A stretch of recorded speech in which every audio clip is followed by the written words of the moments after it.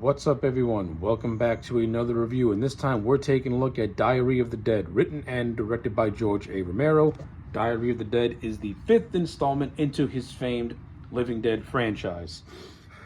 Okay, so with Diary of the Dead, George A. Romero went back to the basics of the original trilogy by making this movie feel more stripped down as opposed to the more bigger budget bombast of Land of the Dead. He decided to go back to basics with Diary of the Dead, and he accomplished this by pretty much presenting Diary of the Dead in the form of a found footage movie. Now, I am not the world's biggest fan of found footage movies. I don't care for them. I think they're just gimmicky and they just don't work for me. But surprisingly enough, with Diary of the Dead, even though I don't think this movie is as good as the four that came before it, I can appreciate this movie for what it has to offer, and I can appreciate George Romero pretty much trying to reinvent himself by going the route of found footage, and more or less making a more modern update of his Living Dead franchise by more or less presenting this movie as a reboot slash prequel to the whole thing, as this movie covers the initial origin of the initial of the zombie outbreak, and it's done through, like I said, it's done through found footage in the form of a bunch of college students who are initially trying to make a horror movie as a film project, but ultimately turns into a documentary of them covering the initial events of the apocalypse. So, it's an intriguing concept, an intriguing idea. And I thought, for the most part, George A. Romero did his best to flesh it out with this movie. I don't think Diary of the Dead is a perfect movie by any stretch of the imagination. This movie does have a lot of flaws to it. But in terms of a movie in terms of just watching it as a movie, it's fine. Now, of course, if you put this movie against, night, dawn, day, or even land, it's an incredibly weak entry. So what I'm going to do is, I'm going to get the positives out of the way first. Positive number one, the production values of this movie.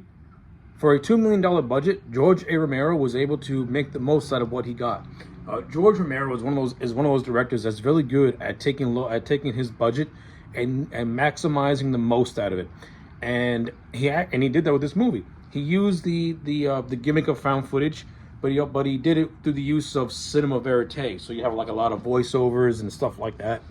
And the way that he was able to film this movie as a document, and the way he was able to make this movie feel like you're watching an actual documentary, was actually pretty good. Like he was able to get that aesthetic across in a mostly natural and realistic way. Though when you're watching the movie, there are a lot of contrivances. There are a lot of contrivances in this movie where characters just have to hold a camera just to maintain that illusion. There are a lot of points in the movie where that can break your immersion a little bit, because it seems very forced and very just it just seems very forced. Like there are certain points of this film where characters are being forced to hold a camera just to maintain the illusion that you're watching a documentary. I do appreciate how Romero was able to implement natural things that you would see in a real movie, like editing and with the use of music. This is explained, and the variety of different cameras that are being used throughout this film. There is an in-story explanation and how it was able to pretty much be naturally incorporated into the movie itself, which I thought was also pretty clever. And this is done to the voiceover of a character named Deborah, who presents the footage that we watch as the edited version of the experiences that she went through. And she pretty much says before the movie really gets going that there are music cues, that there was special editing done, pretty much to make the thing feel more complete. I appreciate that.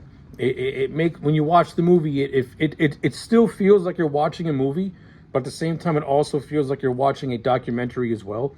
And I think if more found footage went down the route that this movie did, I would actually appreciate them more.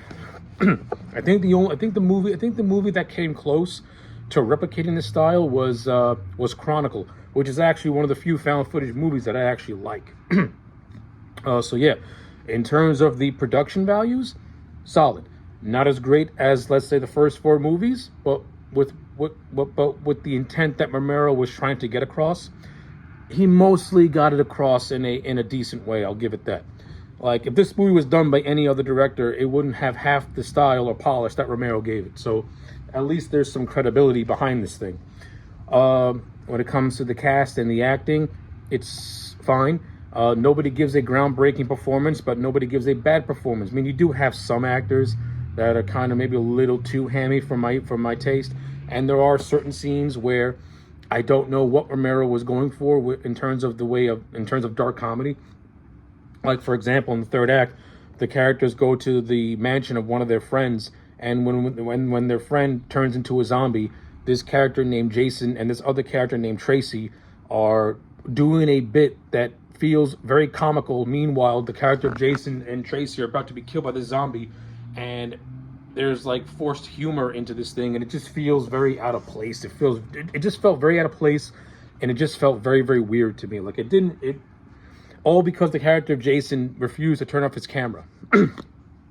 It goes back to that whole instance of characters doing stupid things just to create the illusion that you're watching something found footage.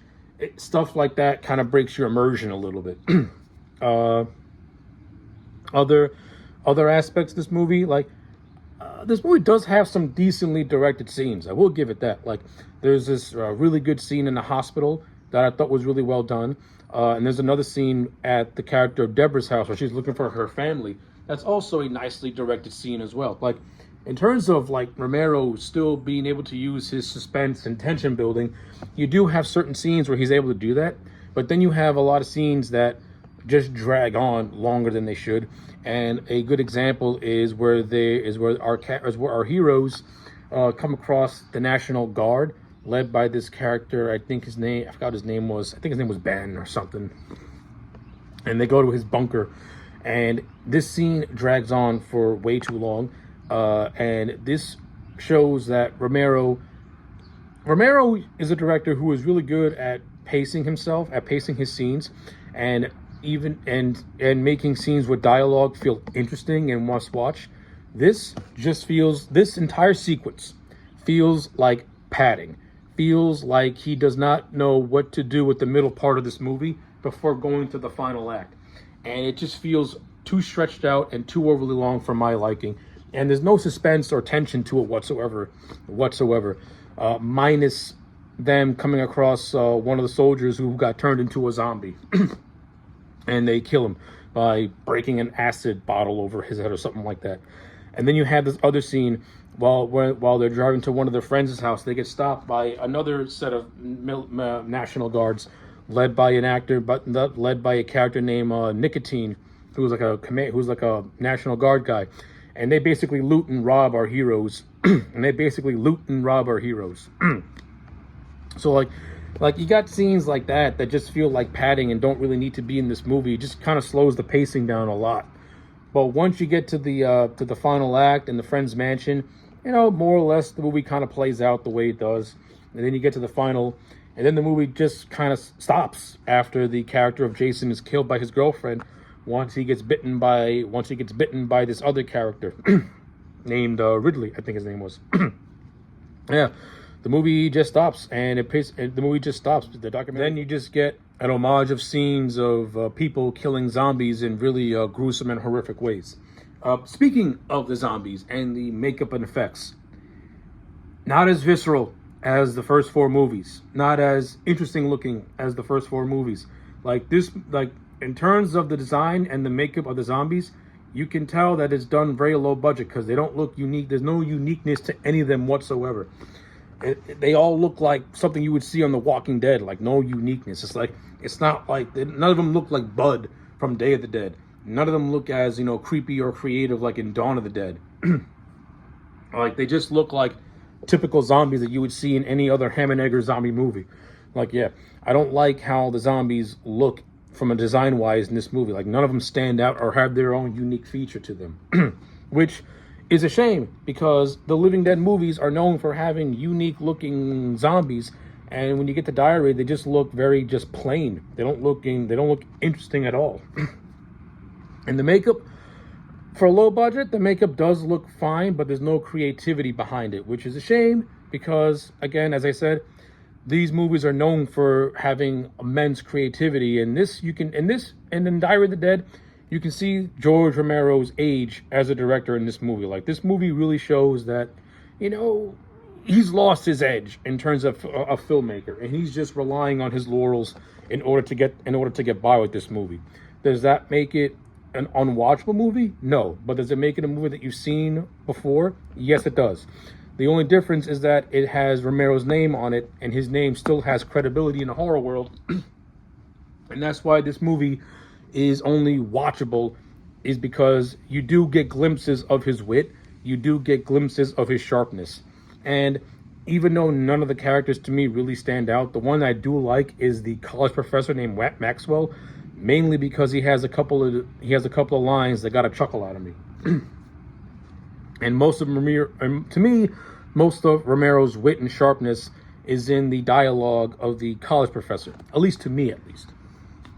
I mean, I don't like the hammy speech that he gives. I don't like the hammy speech that he gives to the character of Jason, saying that he's basically making a diary of dead, a diary of the damned, or whatever. It was a very hammy speech. I didn't like it at all. Like, he really that's just Romero just hammering his message into your head when normally he's a little bit more subtle with it. And this is where and also the use of voiceovers can get a little too much, to the point where a scene is playing out and a voiceover explains to us what's happening. Meanwhile, the scene is midway through. That's where I feel like Romero is losing his edge with this movie. Like, instead of doing things more subtly, he's starting to explain things more, and it feels out of place a little bit. But yeah, with all that being said, I didn't hate this movie. It's okay for what it is. That's why I'm gonna give it a solid. I'm gonna give Diary of the Dead a 5 out of 10. The more I think about it, Land is a better movie, but Diary did a decent job at going back to the basics and being of a more stripped down story. Even though this movie does have problems of its own, it's at least watchable, and I'll give it that. So yeah, 5 out of 10 for Diary of the Dead. Let me know your thoughts in the comment section down below. Like the video and subscribe, and I'll check you back next time for more.